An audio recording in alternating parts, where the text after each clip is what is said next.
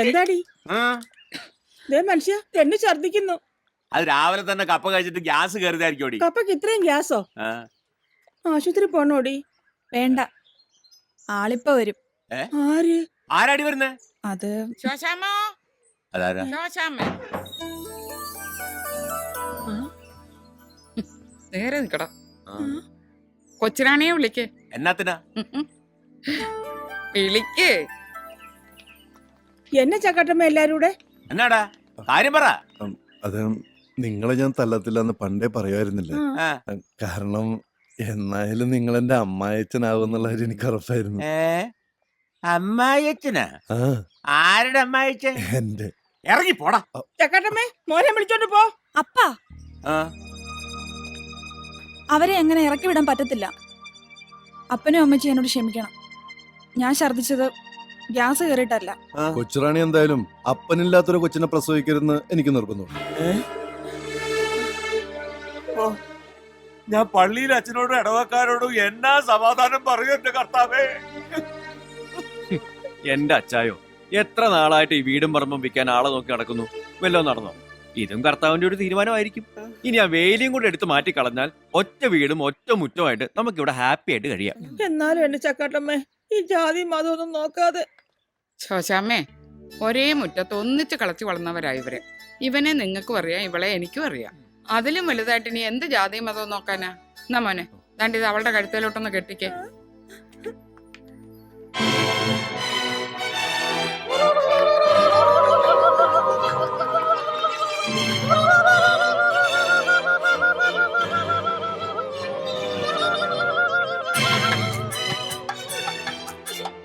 ആ, വലതുകാലം വെച്ച് അകത്തോട്ട് കയറിക്കോ. ഇനിയിപ്പൊ ഇവന് അങ്ങോട്ട് വിടണ്ട. അവിടെ ആള് കൂടിയത് കൊണ്ട് കിടക്കാൻ സ്ഥലവും ഇല്ല, മുറിയില്ല. ഇനിയിപ്പോ ഇതെല്ലാം അവന്റെയും കൂടെ ആണല്ലോ. ഇപ്പൊ സമയം കളയണ്ട, അകത്തോട്ട് കയറിക്കോളൂ. ചെല്, സ്വന്തം വീട് പോലെ കരുതിക്കോണേ. ആ ശോശാമ്മേ, അവന് കരിമീൻ വലിയ ഇഷ്ടമാ. എനിക്കറിയാം, മുളകിട്ട കറിയല്ലേ? അത് തന്നെ. ഉച്ച തിരിഞ്ഞ് രണ്ടിനെയും വിരുന്നിന് അങ്ങോട്ട് വിട്ടേക്കണം. അത് തന്നെ. ഞങ്ങള് പോവാ. വാ മദറേ, ആ കാര്യം ഓക്കെ. ടാറ്റാ.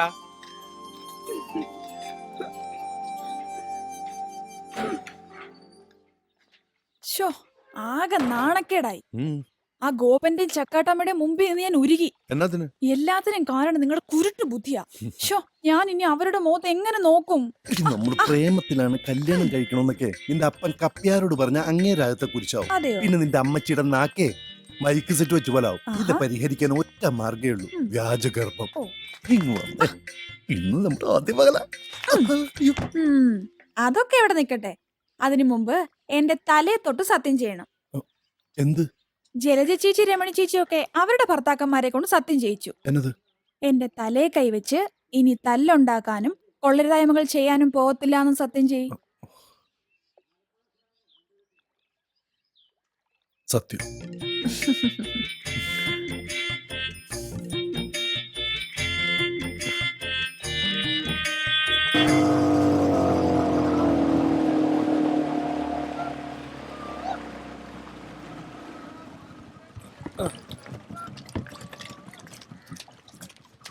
അവിടെ നിന്നാ മതി. കുര്യച്ചൻ മുതലാളി നമസ്കാരം. ആവിഷ്കാരം നാട്ടുകാരുടെ മുമ്പിൽ വെച്ചോ. ആ, ഇയാൾ എന്തുണ്ടാക്കാനോ മാനേജറാണെന്ന് പറഞ്ഞോണ്ട് ഇരിക്കുന്നേ? എന്നാ പറ്റി? കുര്യച്ചൻ ഇരിക്ക്. ഇരുന്ന് ഉണ്ടറങ്ങാനൊന്നും വന്നൊന്നുമല്ല. ആ ഗോവന്റെ ബോട്ട് എത്തിയ നേരം എന്തായി? അത് കുര്യച്ച, ഇയാൾ ഇനിയൊന്നും പറയണ്ട. നാളെ ഉണ്ടാക്കുന്നു പറയാൻ തുടങ്ങിട്ട് നാളെ കുറയായി. ഇനിയിപ്പോ നാളെ നോക്കണ്ട, ഇന്ന് ജപ്തി ചെയ്തിരിക്കണം. കാശടച്ച ആളിന്റെ ബോട്ട് ജപ്തി ചെയ്യാൻ പറ്റത്തില്ലല്ലോ. ആ എന്താ? ഇന്ന് രാവിലെ അവൻ കാശടച്ചു. ഗോപനാണ് ഈ വീടിന്റെ ഐശ്വര്യം. അത് കെട്ടുപോകരുതെന്നും പറഞ്ഞ് രമണിച്ചെടുത്തിയും ജലജച്ചെടുത്തിയും കൈ കിടന്ന വളയും മാലയും ഊരി തന്നൊരു പറച്ചിലാ. വിറ്റോ പണയം വെച്ചോ ബാങ്കിൽ പോയി ലോൺ അടയ്ക്കാൻ. എടാ, ഭാഗ്യം ഏട്ടത്തിമാരുടെ രൂപത്തിലും വരുമെന്ന് ഇപ്പൊ നിനക്ക് മനസ്സിലായല്ലോ. മനസ്സിലായി. പൊന്നിനേക്കാൾ വലുതാണ് കുടുംബത്തിന്റെ സന്തോഷമെന്ന് അവർക്കറിയാം. അതുകൊണ്ടാ. നാളെ കാണാം.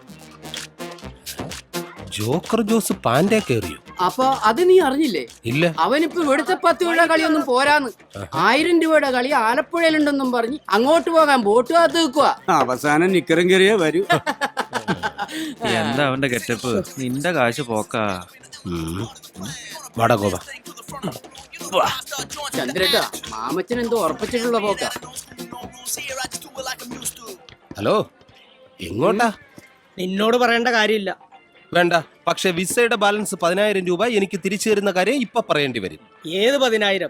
നീയും എന്റെ ഭാര്യ മേരിക്കുട്ടി തമ്മിൽ എന്തെങ്കിലും ഇടപാടുണ്ടെങ്കിൽ അത് നിങ്ങൾ തമ്മിൽ തീർത്തോണം. ഞാൻ നിന്റെ ഒന്നും വാങ്ങിയിട്ടില്ല, നിനക്കൊന്നും തരാനുമില്ല. അത് ശരി.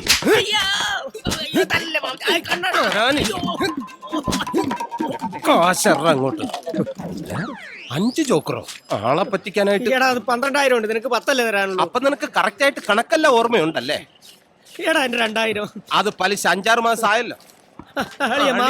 കാശാണ്. ആൾക്കാരെ പറ്റിക്കാനായിട്ട് നീ ആരടാ? നിന്നെ ഇടിച്ച് ഞാൻ കൊന്നുകളയും. എഴുന്നേറ്റ് പോടാ. കായലിൽ നിന്ന് മീൻ പിടിക്കാൻ നിന്റെ പെർമിഷൻ വേണം. ഞാൻ ഇവിടെ മീൻ പിടിക്കുകയല്ലേ. ആ പാവപ്പെട്ട പെണ്ണ് അറബിയുടെ അടുക്കളയിൽ കിടന്ന് കഷ്ടപ്പെട്ട് അയക്കുന്ന കാശ. അവൻ ആലപ്പുഴയെ പോയി ചീട്ടുകളി. ഇവനൊക്കെ വെട്ടിവെച്ച് കൊല്ലണം. എന്റെ ഫോണാ.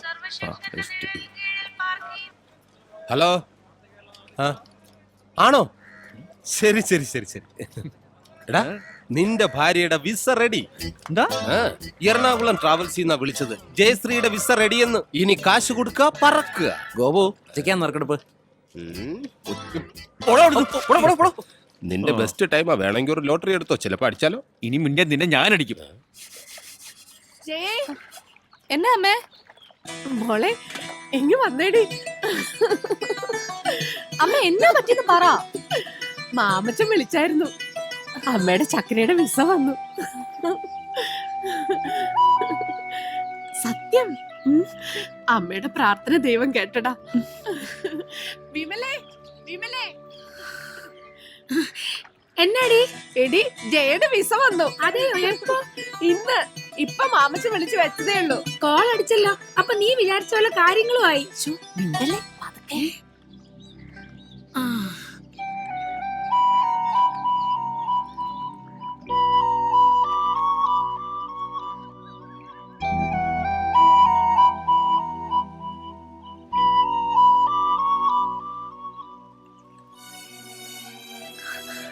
ഞാനെങ്ങും പോകുന്നില്ല.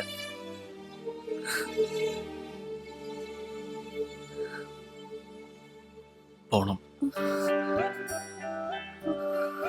നിനക്ക് വേണ്ടി നിന്റെ അമ്മ ഒരുപാട് കഷ്ടപ്പെട്ടിട്ടുണ്ട്. നിന്നെക്കുറിച്ചുള്ള അവരുടെ ഒരേ ഒരു ആഗ്രഹമാണ്. അത് നീ സഹായിച്ചു കൊടുക്കണം. എത്ര നാൾ കാത്തിരിക്കാനും ഞാൻ തയ്യാറാ. ഈ സാധാരണ ഭർത്താക്കന്മാർ ദുബായിക്ക് പോകുമ്പോ ഭാര്യമാരല്ലേ കാത്തിരിക്കുക.